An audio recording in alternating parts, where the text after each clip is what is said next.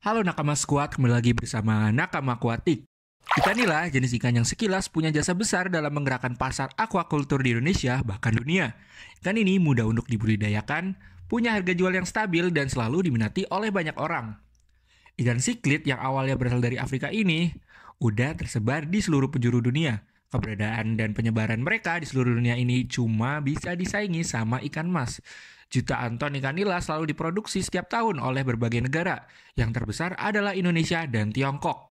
Berjasa besar membangun industri dan menggerakkan ekonomi, ikan nila juga dikenal sebagai spesies ikan yang problematik, apalagi kalau mereka sampai lepas ke sungai. Karena nilai dan minat masyarakat yang besar terhadap ikan ini, jadinya ikan nila sering dilepas ke sungai atau danau lokal. Gak banyak yang tahu kalau sebenarnya ikan ini adalah jenis hewan invasif yang parah banget kelakuannya. Keberadaan mereka adalah bencana bagi spesies-spesies ikan endemik. Gak disadari banyak ikan endemik yang terpaksa tergusur populasinya karena hadirnya ikan nila. Bagaimana bisa ikan yang sangat berharga ini menjadi musuh dalam selimut bagi ekosistem? Bagaimana kamu harus menyikapinya? Apakah potensi besar ikan nila harus dikorbankan karena ulah mereka yang invasif? Bisa nggak menggali potensi di balik kontroversinya? Temukan semua jawaban ini dengan menonton video ini sampai habis ya. Asal-usul ikan nila yang mendunia. Asal-usul ikan nila dapat ditelusuri kembali ke Mesir kuno sekitar 3.000 tahun yang lalu, di mana ikan ini pertama kali ditemukan. Sungai Nil yang menjadi sumber kehidupan bagi masyarakat Mesir kuno juga menjadi habitat alami bagi ikan nila. Pada saat itu, ikan nila tidak hanya dipandang sebagai ikan biasa, tetapi juga memiliki nilai spiritual dan simbolis. Dalam mitologi Mesir kuno, ikan nila dianggap sebagai simbol kehidupan dan kelimpahan. Masyarakat Mesir kuno menyembah dewa yang disebut Hapi, dewa Sungai Nil, yang diyakini bertanggung jawab atas kesuburan tanah dan sumber makanan yang melimpah.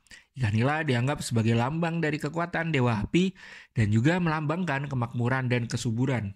Dari Mesir, ikan nila kemudian menyebar ke berbagai belahan dunia melalui perjalanan manusia.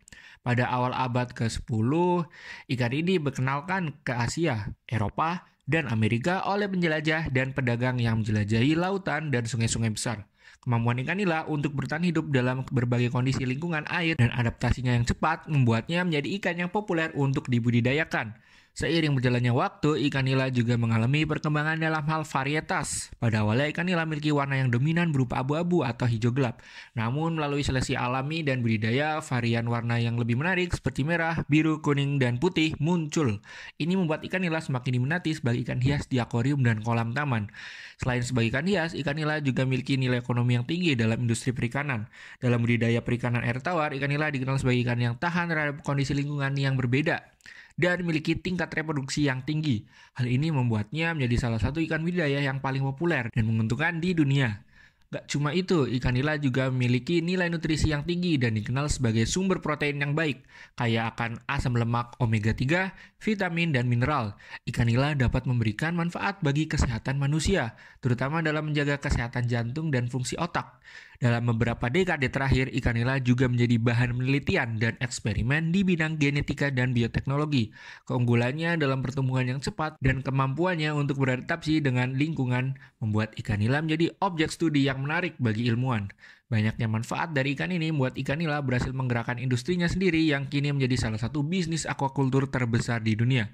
Amerika Serikat sendiri menjadi negara dengan minat paling besar terhadap ikan ini.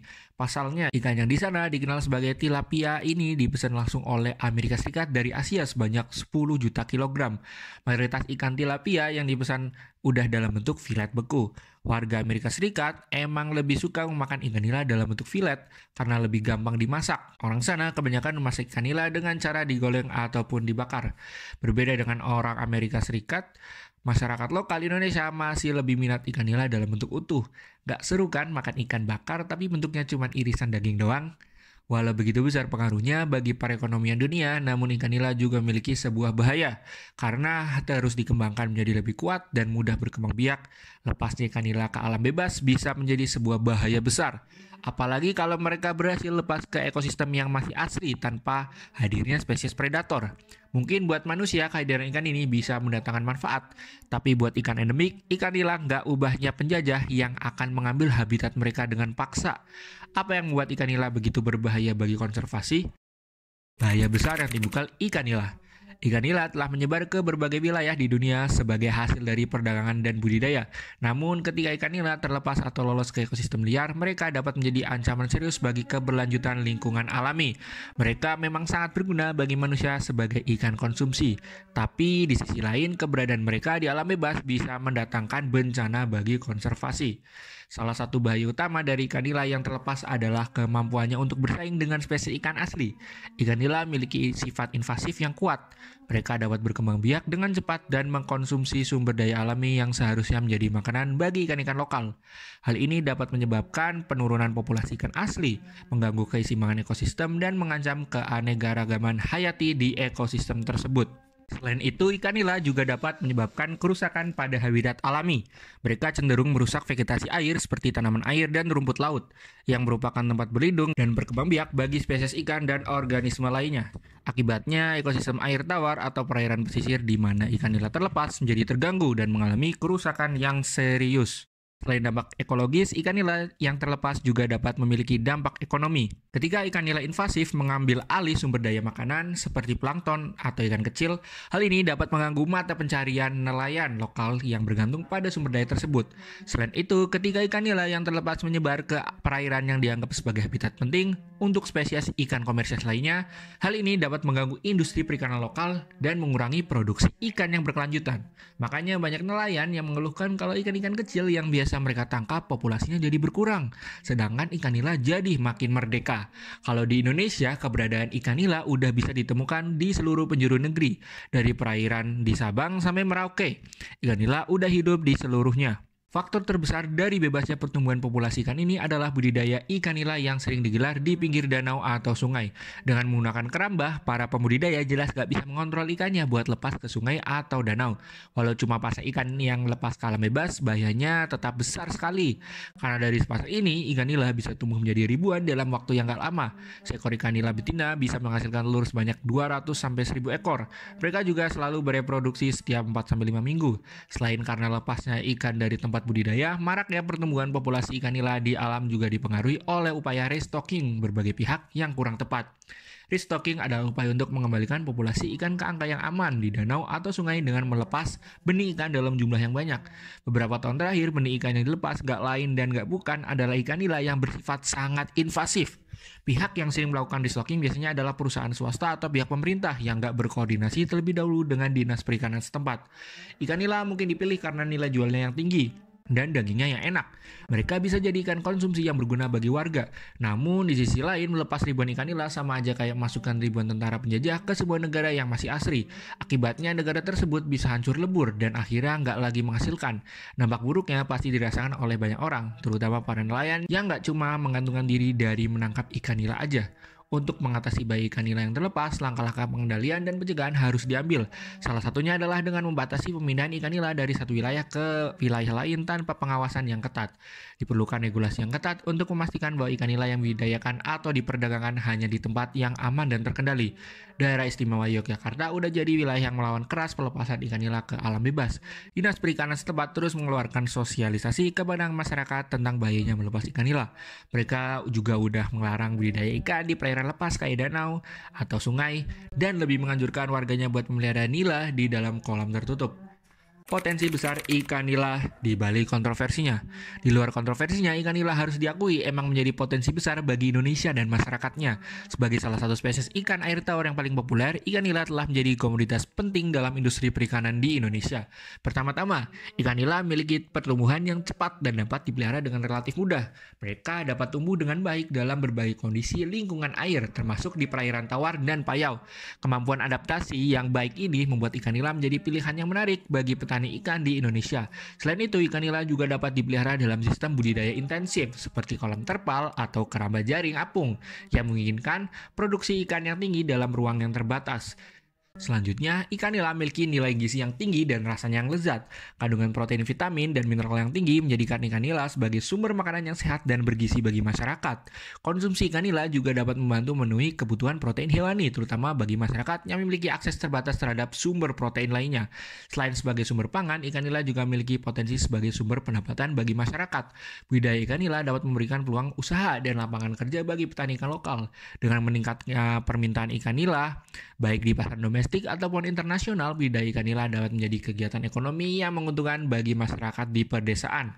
Indonesia sendiri saat ini udah menjadi pemain besar bagi pasar ikan nila. Sepanjang tahun 2021 kemarin, Indonesia sukses memproduksi sekitar 1,35 juta ton dengan margin cuan sebesar lebih dari 33 triliun rupiah. Dalam pertarungan dalam industri ikan nila di muka bumi, Indonesia cuma kalah dari Tiongkok yang dikenal sebagai pemain utama dalam bisnis ini.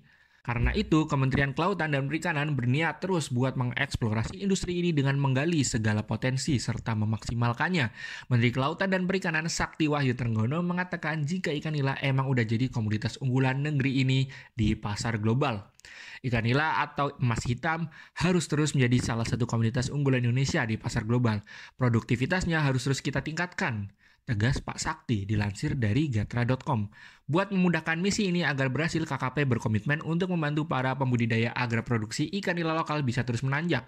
KKP dengan senang hati memberi bantuan berupa dukungan benih dan induk ikan bermutu, pakan ikan mandiri, hingga dukungan teknologi dan pelaksanaan sertifikasi CBIB, CPBIB, CPOIB, dan monitoring residu bagi para pembudidaya. Salah satu teknologi pembenihan ikan nila yang telah dikuasai oleh UPT DJPP dan telah diadopsi oleh masyarakat pembenih ikan nila di berbagai daerah di Indonesia adalah Recirculation Aquaculture System atau RAS maupun Hatchery Skala Rumah Tangga atau HSRT, ucap Direktur Jenderal Perikanan Budidaya atau DJPB TB Heru Rahayu.